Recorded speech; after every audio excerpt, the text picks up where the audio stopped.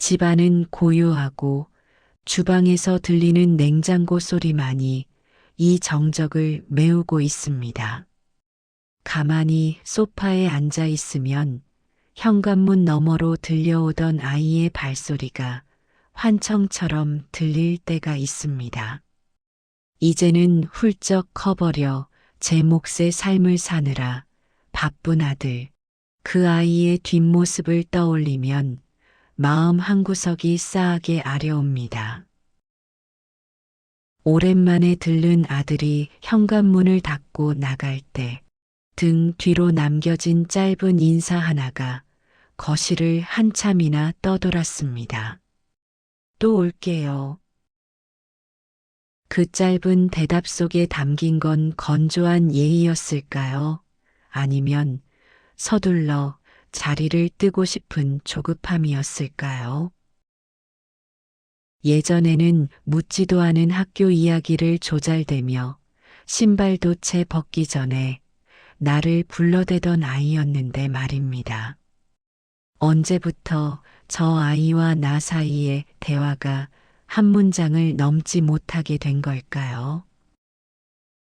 식탁에 마주 앉아도 숟가락 부딪히는 소리만 유난히 크게 들리는 시간들이 늘어갑니다.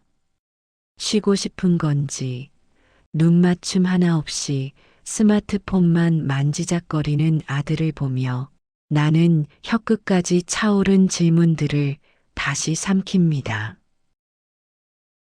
왜 하고 싶은 말들이 자꾸만 길을 잃고 없어지는지 모르겠습니다. 내 딴에는 다 너를 생각해서 너 잘 되라고 했던 말들인데 그 말들이 벽돌처럼 쌓여 어느새 우리 사이에는 넘지 못할 담장이 세워진 기분입니다. 오늘 뭐 했냐는 질문에 그냥요. 밥은 먹었니? 하고 물으면 네. 이 짧은 대화가 끝나면 또다시 무거운 침묵이 찾아옵니다. 아이가 괜찮은지 표정을 보고 싶은데 나는 저 아이의 얼굴을 제대로 보지 못합니다. 행여나 내 눈빛이 간섭으로 읽힐까봐 혹은 내 표정에서 서운함이 들킬까봐 조심스러워집니다. 문득 아들이 내 눈을 피하기 시작한 게 언제부터였는지 가만히 되짚어 보게 됩니다. 저 아이가 초등학교에 다닐 때만 해도 세상의 중심은 나였습니다. 학교에서 있었던 일, 친구들과 다퉜던 사소한 일, 길을 가다 본 예쁜 돌멩이 이야기까지 신이 나서 늘어놓곤 했습니다. 엄마, 아빠를 부르며 시작하던 그 수많은 이야기들이 지금은 다 어디로 숨어버린 걸까요? 중학교에 들어가고 사춘기라는 터널을 지나면서부터였던 것 같습니다. 아이의 말이 한마디씩 줄어들 때마다 나도 모르게 내 질문이 다정한 관심이 아닌 신문처럼 변해가기 시작한 것이요. 아들이 중학교 시절 처음으로 성적이 떨어져 울먹이며 집에 들어왔던 날이 기억납니다. 그때 나는 다독여주기보다 너 공부 안 하고 뭐 했냐는 차가운 말부터 내뱉었습니다. 아이의 눈에 고였던 그 눈물이 성적 때문이었는지 아니면 부모의 실망감을 마주해야 하는 두려움 때문이었는지 그때는 몰랐습니다. 지금 생각하면 그 여린 마음을 내가 먼저 안아주었어야 했는데 나는 왜 그리도 매정했을까요? 남자아이도 아이일 뿐이었는데 강하게 자라길 바랬나 봅니다. 그날 이후로 아이는 힘든 일이 있어도 내 앞에서는 눈물을 보이지 않게 되었습니다. 슬픔을 혼자 삭히는 법을 너무 일찍 가르쳐 준 것 같아 가슴이 미어집니다. 아들이 군대에 가던 날 훈련소 정문 앞에서 짧게 깎은 머리를 어색하게 만지며 돌아서던 그 뒷모습을 잊을 수 없습니다.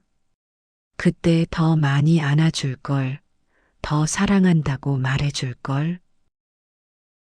보내고 나서야 알게 되는 소중함들이 왜 이리도 많은지 모르겠습니다. 아이는 그 거친 곳에서 혼자 견디며 어른이 되어 돌아왔는데 정작 나는 여전히 그 아이를 물가에 내놓은 어린애처럼 대하고 있었으니 아들 입장에서 얼마나 답답했을까요? 점점 더 대답은 짧아지고 방문을 닫고 들어가는 속도는 빨라졌습니다. 아이가 사춘기라서, 아이가 바빠서, 아이가 원하지 않아서라고만 생각했습니다. 그런데 어쩌면 내가 제대로 물어본 적이 없는 건지도 모른다는 생각이 문득 듭니다. 요즘 힘든 거 없니 하고 물으면서도 내 마음속 한편에서는 별일 없어요. 라는 대답이 나오길 기대하고 있었는지도 모릅니다. 만약 아이가 정말로 힘들다고 죽을 것 같다고 말했더라면 나는 뭐라고 답해 주었을까요? 아마도 그런 걸로 힘들면 세상 어떻게 사니? 힘들어도 해야지 뭐 어쩌겠어. 라며 또다시 훈계를 늘어놓았을지도 모릅니다. 아이도 그걸 알기에 입을 닫아버린 것이겠지요. 말해봤자 소용없다는 것을.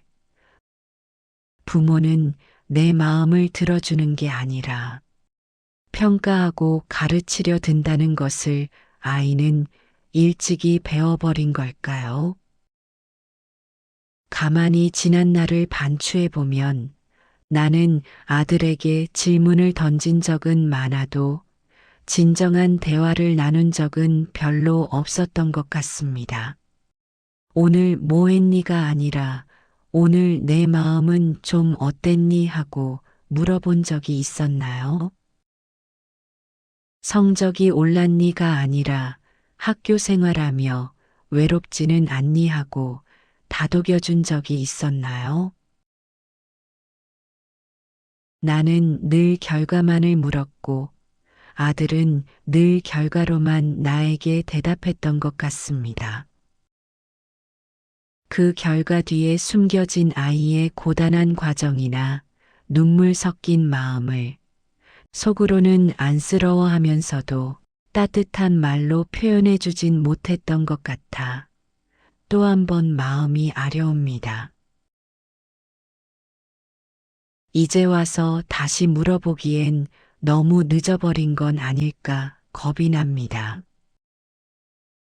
아들은 이미 마음의 빗장을 굳게 걸어 잠근 것 같고 나는 그 문을 어떻게 두드려야 상처 주지 않을지 방법을 모르겠습니다. 나이가 든다는 건 어쩌면 후회의 목록을 하나둘 정리해가는 과정인 것 같습니다. 특히 자식 앞에서의 후회는 유독 더 아프고 깁니다.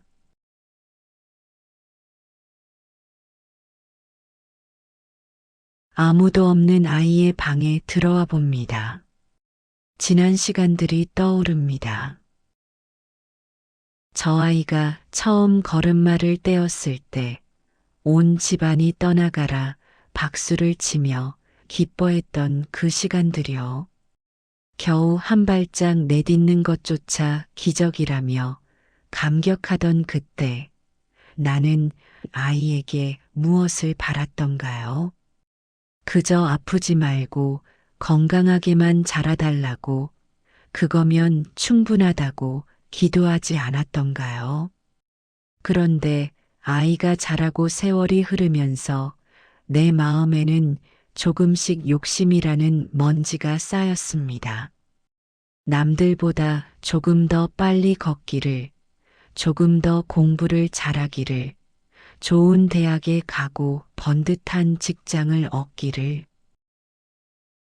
내 욕심이 커지는 만큼 아이의 어깨는 무거워졌을 텐데 나는 그 무거운 짐을 보지 못했습니다.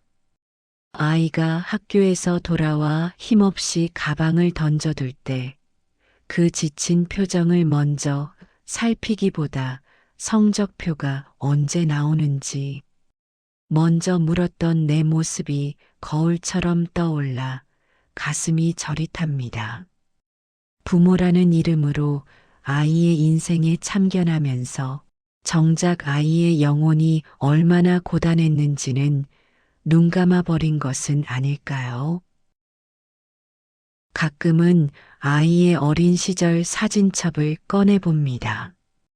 꼬물거리는 손으로 내 손가락을 꽉 쥐고 있던 갓난아기 시절부터 유치원 재롱잔치 때 서투른 율동을 하며 나를 찾던 그 맑은 눈망울까지. 사진 속의 아이는 이토록 환하게 웃고 있는데 지금 내 곁의 아들은 왜 이리도 무거운 얼굴을 하고 있는 걸까요? 어쩌면 그 웃음을 앗아간 게 세상의 풍파가 아니라 가장 가까운 곳에서 가장 사랑한다는 핑계로 아이를 몰아세운 나일지도 모른다는 생각에 목이 메어옵니다. 세상이 빨리 가라고 재촉할 때 부모인 나만이라도 천천히 가도 괜찮다고 말해줬어야 했는데 왜 그러지 못했을까요? 성공한 아들보다 행복한 아들을 보고 싶은 게 부모의 진심인데 왜 그 진심은 항상 꼬여서 전달되는 건지 모르겠습니다. 아마도 내가 살아온 세월이 너무 치열해서 내 아이만큼은 고생하지 않았으면 하는 마음에 자꾸만 내 방식의 정답을 강요하게 되었나 봅니다. 아들도 이제는 어른이 되어 사회라는 거친 바다에 몸을 던지고 있겠지요. 밖에서는 상사에게 치이고 동료들과 경쟁하며 남들 앞에서는 차마 보이지 못할 눈물을 속으로 삼키고 있을지도 모릅니다. 집에서라도 편히 쉬게 해주고 싶은데 막상 마주 앉으면 위로의 말보다는 자꾸만 걱정 섞인 잔소리가 먼저 튀어나옵니다. 일은 할만하니, 사람들은 좋니, 언제쯤 자리를 잡으려니, 따뜻한 차 한 잔 같은 위로를 건네고 싶었을 뿐인데 이상하게 추궁하는 것처럼 들립니다. 그동안 내가 던진 질문들이 기록처럼 남아 어떻게 질문을 해도 그렇게 들리고 나 역시 어떻게 질문을 해야 하는지 해본 적이 없어 어색하기만 합니다. 사실 나는 아들에게 미안하다는 말을 참 많이 하고 싶었습니다. 내 마음을 먼저 읽어주지 못해서 미안하다고, 내가 힘들 때 든든한 나무가 되어주기보다 더 큰 바람을 몰고 오는 폭풍이 된 것 같아 마음이 아팠다고 말입니다. 하지만 부모라는 자존심이 혹은 어색함이 그 말을 자꾸만 삼키게 만듭니다.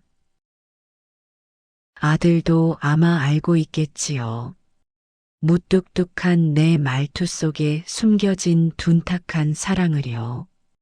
하지만 표현되지 않는 사랑은 때로 오해를 낳고 그 오해는 세월의 이끼처럼 단단하게 굳어버립니다. 요즘은 아들의 뒷모습을 가만히 지켜보는 시간이 늘었습니다. 어느새 나보다 훨씬 커버린 어깨, 조금은 구부정한 그 뒷모습에서 가장의 무게를 짊어지기 시작한 청년의 고뇌를 봅니다. 내가 젊었을 때 느꼈던 그 막막함과 불안함을 저 아이도 똑같이 느끼고 있겠지요.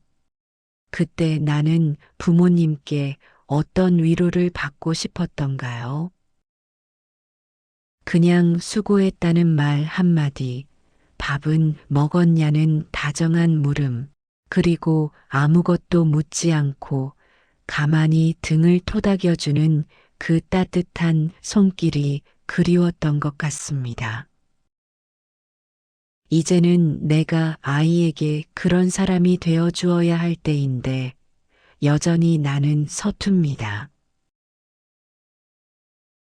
사랑하기에 다가가고 싶고 사랑하기에 거리를 두어야 하는 이 모순된 마음을 아들은 언제쯤 이해해 줄까요?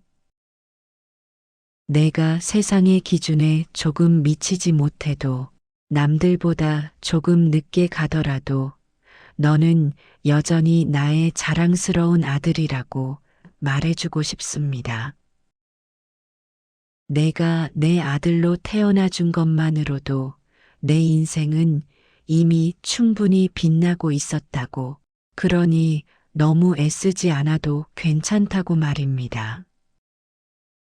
내가 겪는 그 힘든 시간들이 너를 더 단단하게 만들겠지만 그 과정에서 내 마음이 너무 많이 다치지는 않았으면 좋겠습니다. 내일 아침엔 짧은 문자 하나를 보내보려 합니다. 오늘도 힘내라고. 열심히 사는 내가 자랑스럽다고. 이 평범한 한마디가 아이의 고단한 하루에 작은 쉼표가 될 수 있다면 좋겠습니다. 그리고 아이가 집에 올 때면 아이가 좋아하는 된장찌개를 보글보글 끓여 놓으려 합니다.